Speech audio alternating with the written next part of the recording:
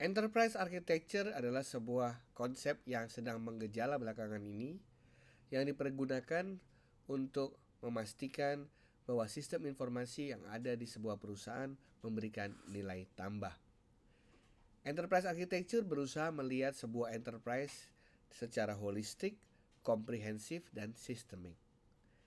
Ada berapa contoh atau komponen di dalam sebuah enterprise architecture? Paling tidak ada 6 komponen besar yang menurut kami sangat penting untuk diperhatikan. Keenam sub-arsitektur ini membentuk apa yang dikatakan sebagai enterprise architecture. Mari kita lihat satu persatu. Yang pertama adalah business architecture. Business architecture memperlihatkan postur dari bisnis sebuah perusahaan. Bisnis modelnya, revenue streamnya, bisnis prosesnya, siapa customernya, value proposition apa yang ditawarkan melalui produk atau servisnya, siapa saja supplier atau mitra-mitranya, supporting activities apa saja yang berada di sana. Totally, isinya adalah bagaimana menggambarkan sebuah bisnis secara komprehensif. Kemudian subarsitektur yang kedua adalah application architecture. Berdasarkan bisnis architecture tadi, aplikasi apa yang dibutuhkan untuk memberikan dukungan bisnis secara nyata. Disitulah untuk masing-masing arsitektur akan dilihat service capability-nya, fungsinya apa, peranannya seperti apa, portofolio software apa saja yang dimiliki oleh perusahaan, hubungan antara mereka apa, bagaimana cara pengadaannya, membuat sendiri, kerjasama dengan pihak luar atau bagaimana, dan bagaimana cara pengembangannya, sudah sampai tahap mana saja. Itu adalah sub-architecture yang kedua. Sementara sub-architecture yang ketiga adalah information architecture. Di dalamnya terkait hal-hal yang berisi quality atau kriteria dari informasi yang baik. Bagaimana informasi tersebut dibentuk dan dipergunakan dalam sebuah metadata lifecycle. Taksonomi seperti apa saja yang dipergunakan untuk menggolongkan informasi tersebut.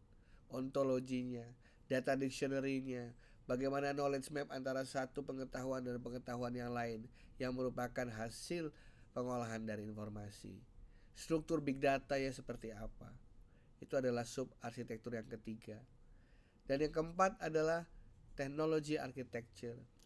Bagaimana teknologi itu dibangun, infrastrukturnya, jejaringnya untuk mendukung bisnis maupun mendukung application maupun information architecture.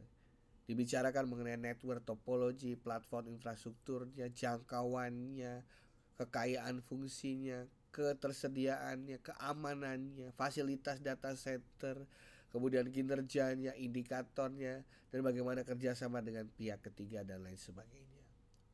Keempat ini biasanya adalah core dari sub-architecture. Saya biasa menambahkan dua agar menjadi lebih lengkap, yaitu people architecture. Bagaimana orang-orang di dalam perusahaan itu dikelola.